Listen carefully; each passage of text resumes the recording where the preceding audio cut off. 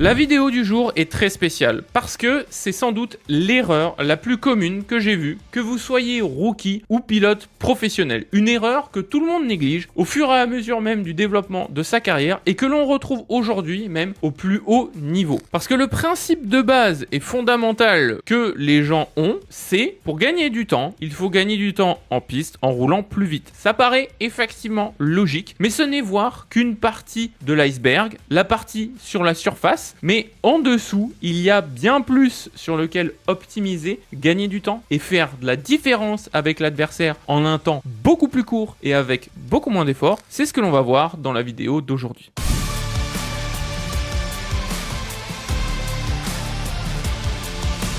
Nous allons imaginer deux situations. Vous êtes avec un adversaire que vous affrontez en piste. Vous avez une série de 10 tours à effectuer. Sur cette série de 10 tours, vous êtes 1/10 plus rapide au tour. Le tour fait environ 2 minutes. Autrement dit, pour gagner 1 seconde, il vous faut 20 minutes d'effort. Arrive ensuite, dans mon scénario, un arrêt au stand. Et à la sortie de l'arrêt au stand, ce n'est plus vous qui êtes devant, mais votre adversaire qui a une demi-seconde d'avance et qui se retrouve juste devant vous. Votre arrêt au stand a duré peut-être 1 minute au total entre l'entrée et la sortie des stands. Autrement dit, votre adversaire a été capable de gagner 1 seconde et demie en 1 minute d'effort. Là, vous réussissez à gagner 1 seconde en 20 minutes. Quel scénario vous préférez et dans quelle situation vous préférez être? Je suis à peu près sûr que vous préfériez être à la place de votre adversaire. Et c'est ce que l'on va voir tout du long de cette vidéo à travers 3 points essentiels clés qui sont négligés par la plupart des simracers, peu importe votre niveau. Mais je vois également toujours ça pour des gars qui sont au F1 eSport, au GTWS. On va voir ces 3 points clés et je vais vous expliquer comment gagner plus de temps en course sans avoir à faire plus d'efforts.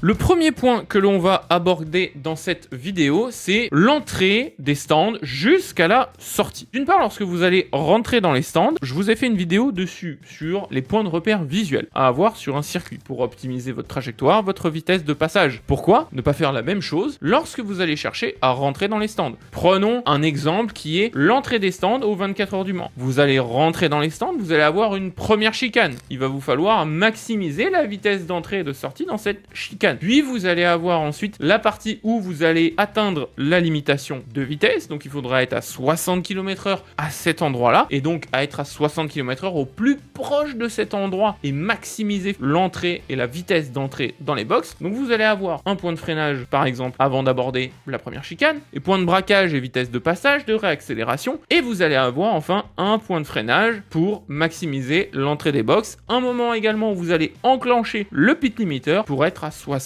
km/h. Sur toute cette phase-là, c'est là où vous pouvez gagner parfois des secondes entières par rapport à un pilote qui ne se sera pas préparé dans toute cette phase d'entrée de box. Et c'est typiquement peut-être ce qui a fait la différence sur le scénario précédent que je vous évoquais, où vous êtes rentré au stand de manière pépère, le mec il rentre le tour d'après par rapport à vous, ou même dans le même tour, et il va complètement déjà annihiler l'écart qu'il y a entre vous et lui, juste parce qu'il aura optimisé parfaitement son entrée de box. Ça ne s'arrête évidemment pas là. Selon les simulations que vous allez avoir, vous allez être soit en transparence, soit vous pouvez potentiellement rentrer dans un adversaire. L'objectif ici ensuite, le numéro 2, ça va être de maximiser, de raccourcir le plus possible votre chemin entre l'entrée des box et votre box de stand, là où vous allez vous arrêter. Ici, c'est très simple. Plutôt que de suivre la ligne parfois classique, vous allez peut-être pouvoir rentrer un petit peu plus tôt dans le virage puisque vous êtes quoi qu'il arrive à la limitation de vitesse obligatoire. Donc il faut raccourcir au maximum la distance que vous allez parcourir. Là, le gain, c'est peut-être 1 ou 2 dixièmes grand maximum. Selon là aussi les simulations, vous allez par exemple sur iRacing, c'était un point très connu qui est toujours d'actualité aujourd'hui. Lorsque vous avez le pit limiter de base sur iRacing, en réalité, vous avez un demi-kilomètre-heure, parfois même 1 km/h de réserve sur la vitesse réelle à laquelle vous pouvez aller dans les stands.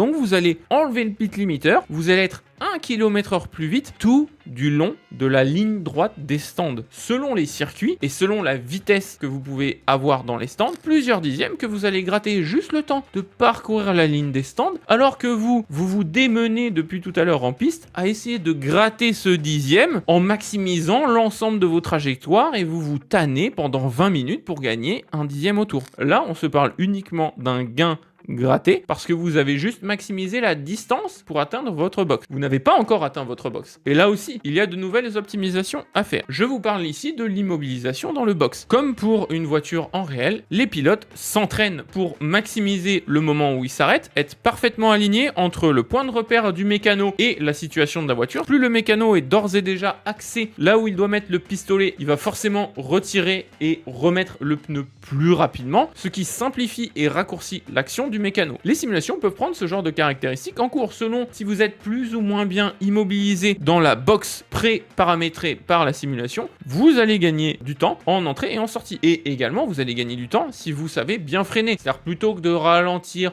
longuement et progressivement au fur et à mesure, vous avez un coup de frein relativement net qui vous permet là aussi de maximiser le temps que vous passez à la limitation de vitesse forcée dans les stands. Là encore une fois, c'est un gain. Si je récapitule à ce niveau de la vidéo, sur l'entrée des stands, sur le parcours jusqu'à votre box et l'arrêt sur votre box. Sur un simple arrêt au stand, on vient déjà d'optimiser 3 phases différentes sur lesquelles vous pouvez gagner des choses qui se calculent en dixièmes, voire en secondes. Tout cela n'est enfin pas fini puisqu'il y a un 4e point. Maintenant, il faut sortir de votre box. Les jacks vont s'abaisser, la voiture sera au contact du sol, vous allez mettre le pied à fond sur l'accélérateur, générer du patinage, vous allez ensuite tracer votre route. Sauf que générer du patinage, il faut que vous vous mettiez dans la situation d'un départ arrêté. Ce n'est pas toujours la manière la plus optimale de faire. Ça peut avoir un intérêt si vous avez des pneus super froids pour générer tout de suite de la température dans ces pneus-là. Mais selon les simulations, ou si vous n'avez pas besoin de changer les pneus, vous faites un double relais. Alors cette méthode n'est pas forcément la meilleure. La meilleure va plutôt être d'optimiser votre point d'embrayage pour générer le moins de patinage possible sur les roues arrière et avoir le meilleur décollage possible et faire le plus rapidement le 0 à 60 km/h par exemple, si je prends 60 km/h comme référence au niveau du pit limiter. Là aussi, vous allez encore une fois gratter du temps, comme si vous étiez littéralement sur la ligne de départ. Pour un départ arrêté, vous avez non seulement votre temps de réaction au moment où le jack descend, mais vous avez ensuite la capacité de la voiture à générer de la traction, qui va vous faire gagner du temps. Là aussi, donc, on est sur la 4e optimisation au niveau des stands. Vous avez ensuite la sortie, même règle du coup en termes d'optimisation que pour l'entrée, vous allez chercher à raccourcir le plus possible la distance jusqu'à la sortie. Donc là aussi, ça s'optimise. Vous allez sortir tranquillement en diagonale, surtout sur un jeu par exemple comme iRacing où tout le monde est en transparent dans les box. À ce moment-là, vous pouvez facilement ressortir votre voiture. Ça peut être un gain d'optimisation aussi si vous êtes plutôt sur une simu comme Le Mans Ultimate où vous n'avez pas cette transparence. Ça peut être un choix dans votre stratégie de vous arranger à rentrer ou sortir des box et donc faire votre arrêt au stand quand vous n'avez pas trop de monde.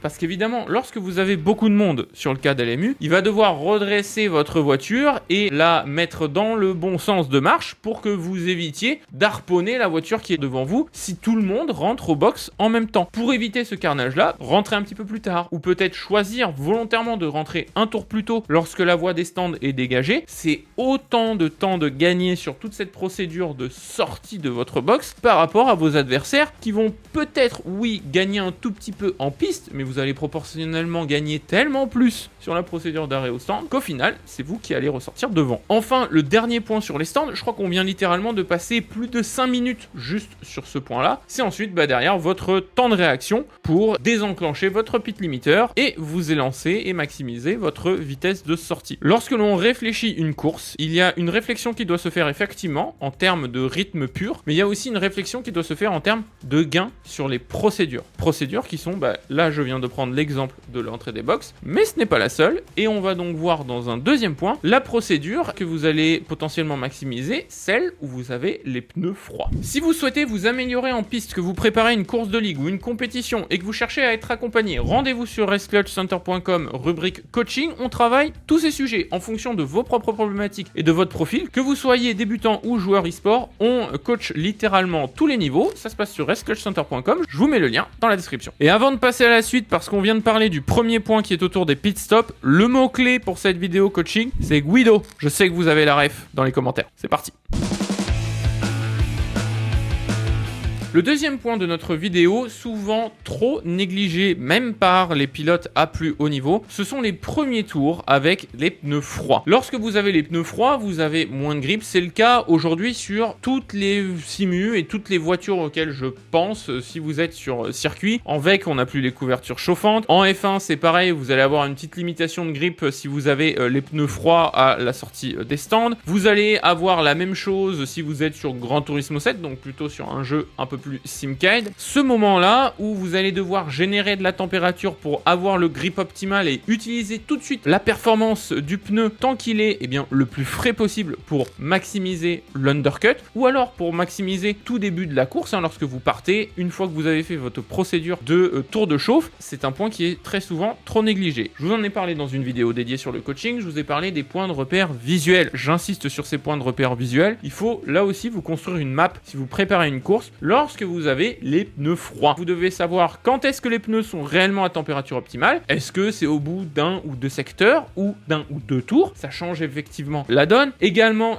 quels sont les points de freinage et de braquage et comment se comporte la voiture sur cette séquence. Rien de plus simple finalement pour l'évaluer lorsque vous êtes en training. Vous sortez des stands, vous faites 4-5 tours et vous cherchez à maximiser la vitesse de ce relais de 4-5 tours. Vous rentrez au box, vous changez les pneus en mode froid et hop, ça repart pour 4-5 tours et ainsi de suite. Et vous stimulez et vous vous entraînez sur un mini relais, sur une séquence dédiée de course. Et ça va vous permettre de faire d'énormes différences au départ, surtout si derrière vous avez du multiclasse et que vous allez donc en plus devoir gérer non seulement votre voiture mais les véhicules qui sont autour. Le fait d'apprendre cette séquence là, c'est une séquence où pareil, vous allez gagner énormément de temps par rapport à la concurrence. C'est là où se fait la majorité du skill gap. C'est-à-dire qu'aujourd'hui, au niveau le plus élevé dans l'e-sport, on parle de millième, centième de seconde par tour. Donc le réel gain, il est sur toutes les procédures annexes sur lesquelles vous pouvez gratter là des dixièmes, voire des secondes entières au tour. Et si vous faites ça sur une course de 24 heures, que vous multipliez le nombre de relais par des dizaines de relais, c'est des dizaines de secondes qui vont s'accumuler. Parfois, c'est un arrêt au stand entier. Ça peut aller jusqu'à un tour complet par rapport à un adversaire. Alors que dans la réalité des faits, votre meilleur tour entre le premier et la P10, il y a peut-être qu'un dixième. Sauf que l'ensemble de ces procédures cumulées créent les gains. C'est un peu les intérêts composés de la course automobile pour vous prendre cette image-là. Il y a également la procédure du tour de chauffe si vous faites un départ lancé. C'est-à-dire comment maximiser la chauffe de la gomme pour avoir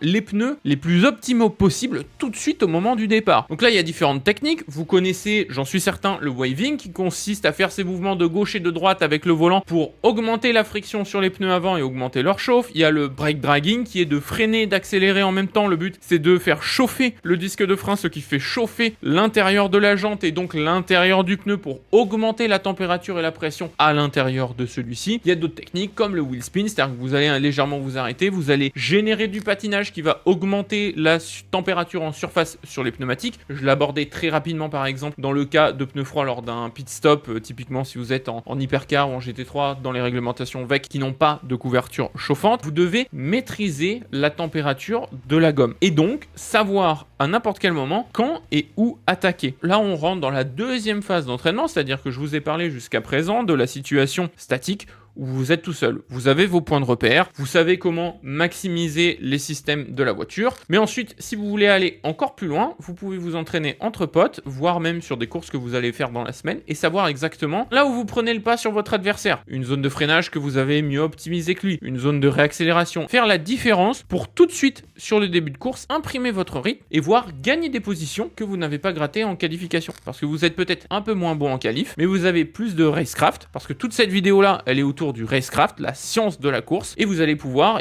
gratter des positions dès votre premier relais et donc vous mettre tout de suite dans une position favorable par rapport à vos adversaires. Si vous trouvez ces vidéos utiles, on n'hésite pas à mettre le petit pouce bleu et n'hésitez pas à nous rejoindre sur Patreon. Patreon, c'est la plateforme pour soutenir vos créateurs préférés et qui nous aide à financer l'ensemble de la chaîne et des petites mains qui marchent derrière. Patreon.com/liftandcoast avec un 1 à la place du i. Merci à tous les Patreonneurs et Patreonneuses qui soutiennent déjà la chaîne et la communauté. Je vous mets un petit lien là aussi dans la description et on passe tout de suite à notre dernier point.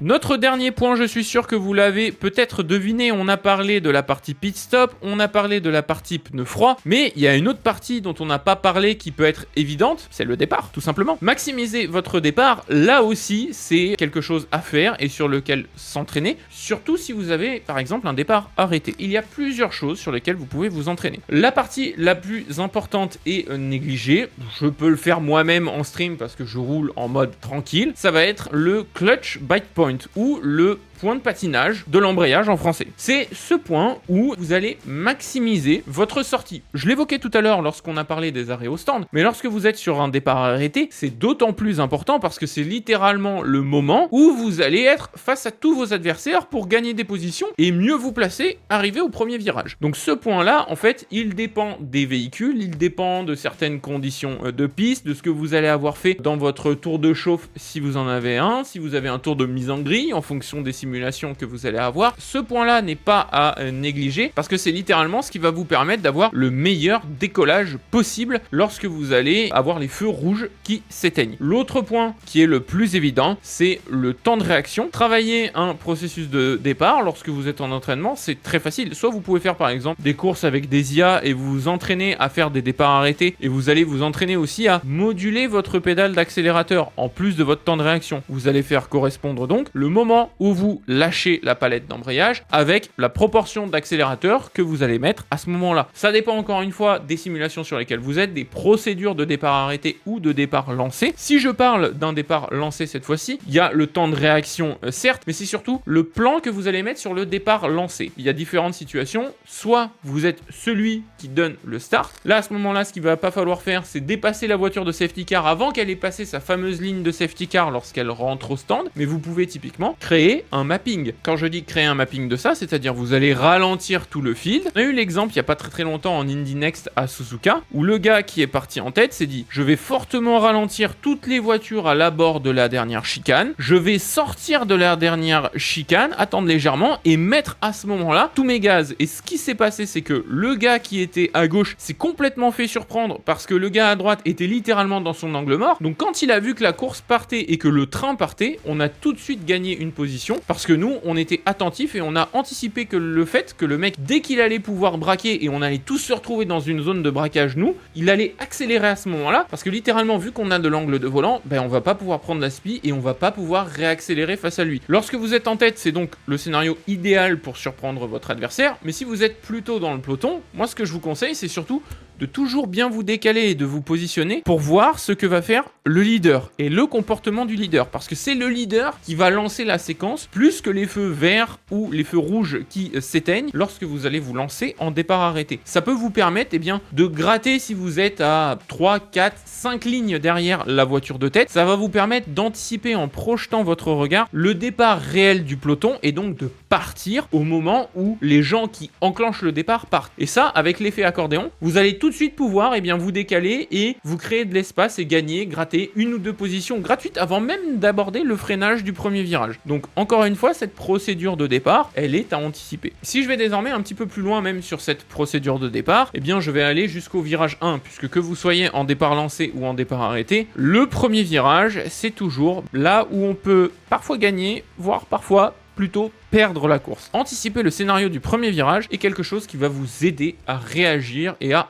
anticiper. Est-ce qu'il vaut mieux que vous soyez à l'extérieur? Est-ce qu'il vaut mieux que vous soyez à l'intérieur? Si vous êtes dans l'un et l'autre des scénarios, est-ce que vous êtes plutôt en situation de force ou en situation de faiblesse? Si vous êtes en situation de faiblesse, peut-être que vous allez perdre une position, mais il vaut mieux gérer et perdre une position plutôt que de surjouer le truc et en conséquence surdéfendre. Là, c'est le risque d'accident par excellence et d'aller vous cracher alors que vous avez littéralement à peine fait un virage. À l'inverse, si vous êtes en position forte, c'est peut-être le moment d'aller gratter un tout petit peu plus et de vous affirmer et d'aller gagner la position supplémentaire. Mais tout ça, c'est des scénarios qui s'anticipent. Combien j'ai de voitures devant moi? Est-ce qu'il y a plus de voitures à l'intérieur qu'à l'extérieur et donc ils vont se ralentir par effet accordéon? Donc du coup, sur la zone de freinage, je vais gagner. Mais si sur la zone de freinage, c'est intéressant, est-ce que le virage est suffisamment ouvert à l'extérieur et est-ce que j'ai suffisamment de traction pour conserver cette vitesse supplémentaire et gratter peut-être mes places ou valider tout simplement ces dépassements que j'ai fait dans la zone de freinage? Tout ça, en fait, c'est pareil des scénarios que vous pouvez anticiper. Le but, c'est pas de passer des heures sur l'ensemble des scénarios dont je vous parle, c'est simplement de prendre 5-10 minutes, de regarder des replays, de regarder ce qui se fait sur les courses autour, que vous regardez chez vos streamers préférés, ou même que vous pouvez voir sur des outils comme iRacing avec le mode fantôme, pour imaginer des scénarios de course où vous allez gagner des positions, des secondes, des dixièmes, qui va conditionner toute votre course, mais c'est des moments qui durent littéralement moins d'1 minute, et donc vous maximisez